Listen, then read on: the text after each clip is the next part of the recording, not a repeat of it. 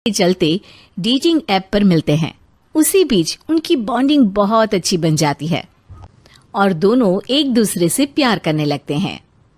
बस लॉकडाउन खत्म होते ही चट मंगनी पट शादी। उससे पहले घर में बात तो कर लो। अरे माँ पापा कभी मना नहीं करेंगे। अमर की बात सुन रश्मि खुश हो जाती है। ऐसे ही दिन बीतते हैं और देखते ही देखते लॉकडाउन खुल जाता है, जिसके अगले ही दिन अमर अपने परिवार के साथ रिश्ता लेकर रश्मि के घर पहुंच जाता है।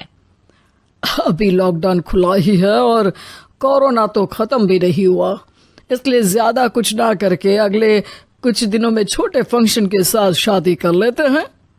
अमर के पापा की बात पर सब सहमत हो जाते हैं। कुछ दिन बाद दोनों की शादी हो जाती है और रश्मि अपने ससुराल पहुंच जाती है।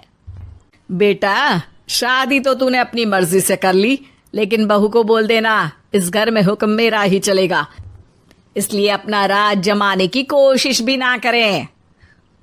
माँ, रश्मि को यहाँ सिर्फ प्यार, आशीर्वाद और अपनापन चाहिए, पैसा या राज नहीं।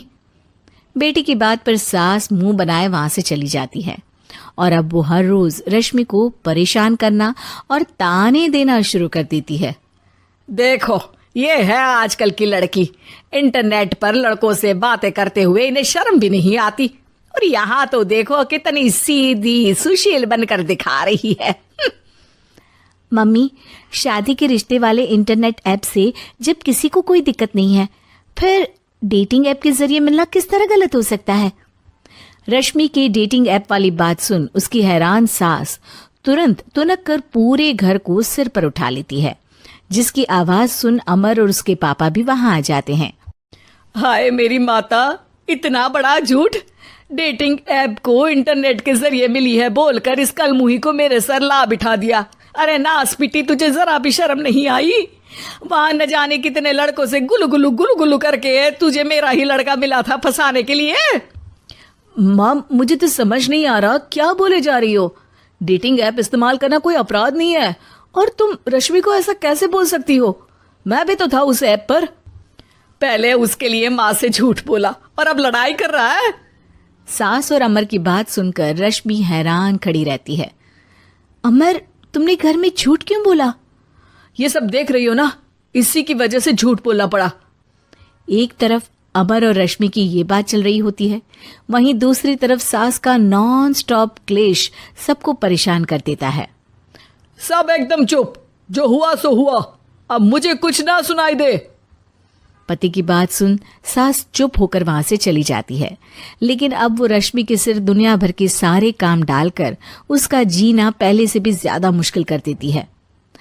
मम्मी, मैं आपका गुस्सा समझ सकती हूँ, आपको जो करना है कर लीजिए, मैं कभी कुछ नहीं बोलूंगी।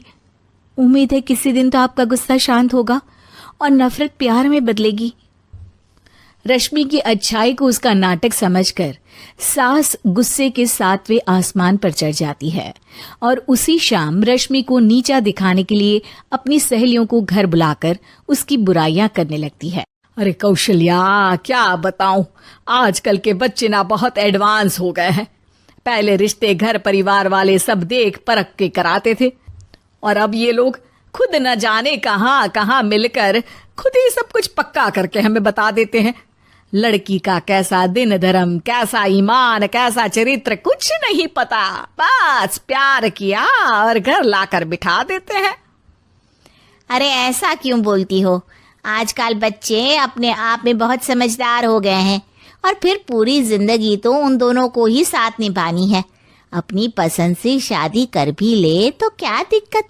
तू ही देख ले, पहले इतना अच्छा बेटा और अब सोने पर सुहागे जैसी सर्वगुण संपन्न बहू। और पता है, अभी कुछ दिन पहले मेरी बेटी ने मुझे डेटिंग ऐप के बारे में बताया, जहां लड़का लड़की अपनी पसंद से अपने आप एक दूसरे को चुन लेते हैं, और फिर अगर सब सही रहता है तो बात आगे भी बढ़ जाती है। अरे इसमें इतना खुश होकर क्या बता रही हो? ये तो गलत है। न जाने कौन क्या है, कितना झूठ कितना सच है। अरे पर सोचो, जब तुम किसी के बताए रिश्ते को देखने जाते हो तो क्या एक ही बार देखने से सच झूठ का पता लगा सकती हो? जरूरी नहीं कि बच्चों का लिया फैसला हमेशा गलत हो। अरे बहुत बार हमसे भी तो गलत फैसले होते हैं ना। अच्छे बुरे लोग तो हर जगह मिल सकते हैं, फिर इसमें सिर्फ बच्चे ही गलत कैसे?